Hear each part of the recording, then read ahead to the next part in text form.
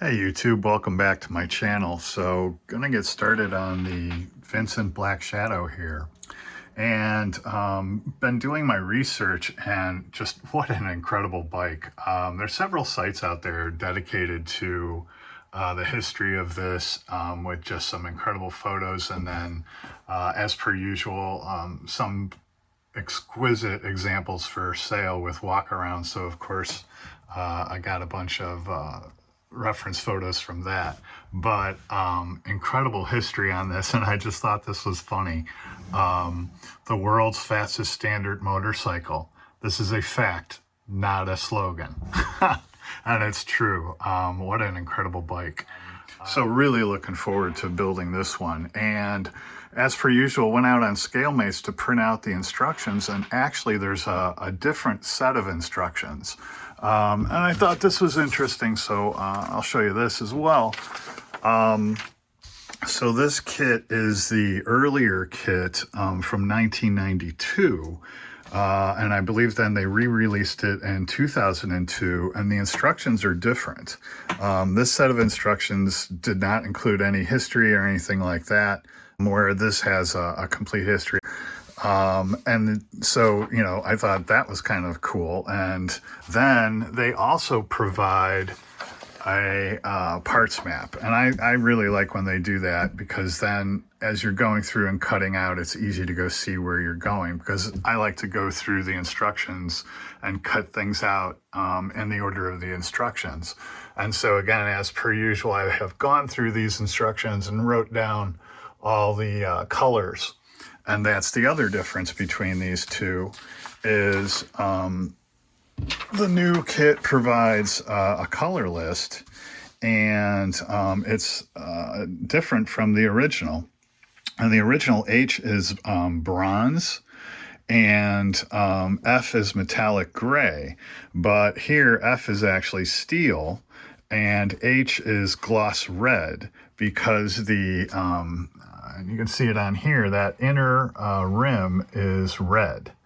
Whereas, you know, these instructions had bronze. And so looking through my references here, indeed, this new list is the correct list. So that's what I used when I went through the instructions and wrote everything down. So the more I get into this and I look through my references, I mean, this bike is so sweet and so exquisite. And where was it? Yeah, like here you can see that's not super shiny, right? And other parts are. And then on the spokes, again, this is, you know, it's almost too thick. And as I look at these up here, so for instance, I didn't unchrome the spokes here. Whereas here, which is an even smaller scale, I had to chrome them because this kit didn't come with any chrome parts. And you can just see even at this scale, now this is 1:16 and this is 1:24, but that looks so much more realistic than that. And I want to do this kit justice. So the more I look through these parts, it's either way too shiny or too thick or what have you, or, you know, having worked through the instructions as well, a lot of them are painted, partially painted, and paint does not work well over chrome.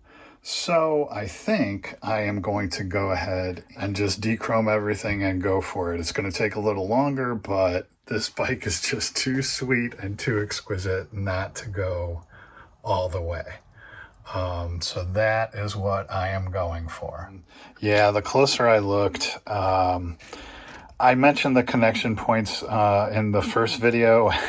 Actually, they're not that good. Almost all of them affect the surface that needs to be shiny. For instance, on these, I mean, I don't know why they have the connection point hitting the top rather than the bottom, so that, you know, you don't mind sanding that, but to sand that surface that's on the top, you're going to ruin the surface around it, and there's no way you're going to match that chrome. So, and pretty much everything was like that.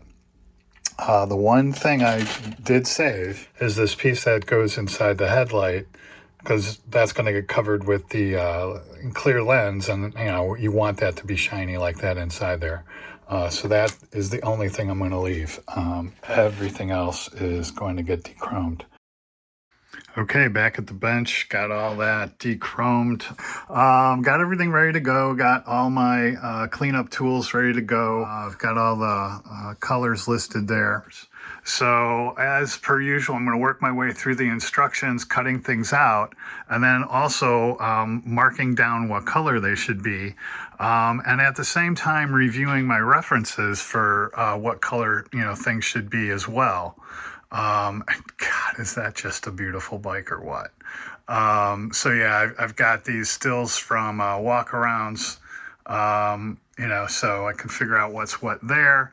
That'll help inform what color things should be, again, as I cut them out. So, yeah, gonna get started cutting out and cleaning up.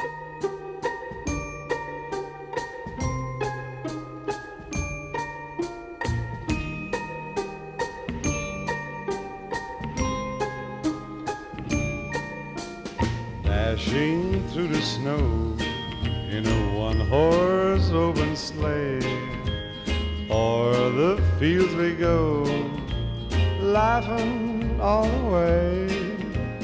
Bells on bobtail ring, making spirits bright.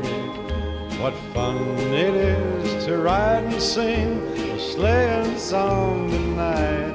Oh, jingle bells, jingle bells, jingle all the way. Oh, what fun it is to ride in a one-horse open sleigh. Ooh, jingle bells, jingle bells. All right, there's everything cut out and removed. So all those parts are circled or checked off. And then I've got all the parts noted under the colors they'll need to be. And yeah, that was a ton of work. Just going through and cleaning up every piece. And not much in the way of sub-assemblies, because this bike does not have a frame. Part of its genius is that it uses the engine as a structural element. Just really remarkable. I'm going to talk about it in the final episode while it's on the turntable probably, but just a remarkable machine. But unfortunately, yeah, not a lot of sub-assemblies to do, and everything is kind of a different color or overlaps. So you got semi-gloss overlapping on gloss, overlapping on flat, silver pieces that have black on them, just a ton of painting. So, but I think in the long run, it's going to be worth it because it's just so cool. It's actually Christmas Eve, so Merry Christmas, everyone. So I think this will be a good place to stop. I'm hoping to get it done before the end of the year so I can put it into my compilation video. I've been pulling together a video of all the builds from 2025. So I want to finish it up hopefully for the new year. So we'll see how that goes. Speaking of Christmas, I want to do a Christmas card mail call, and first one came from Kyle at RKD Scaleworks. Awesome card, and thank you for the kind words inside.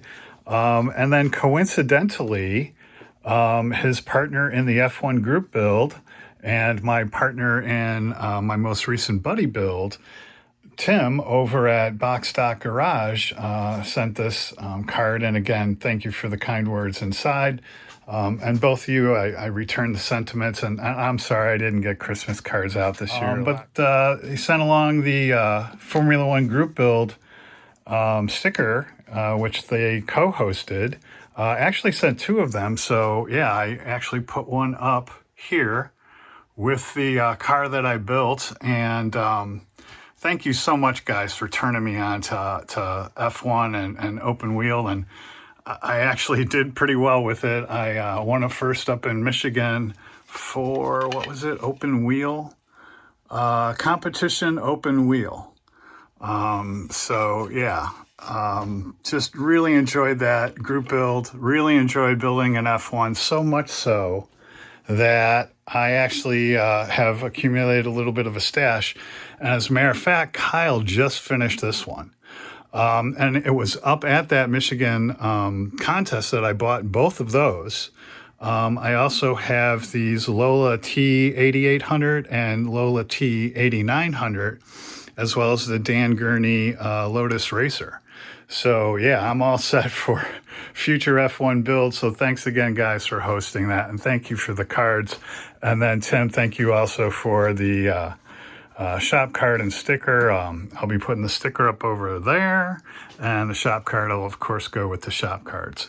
So that'll wrap it up for this episode, and hope you come back after Christmas and see me finish that up, hopefully.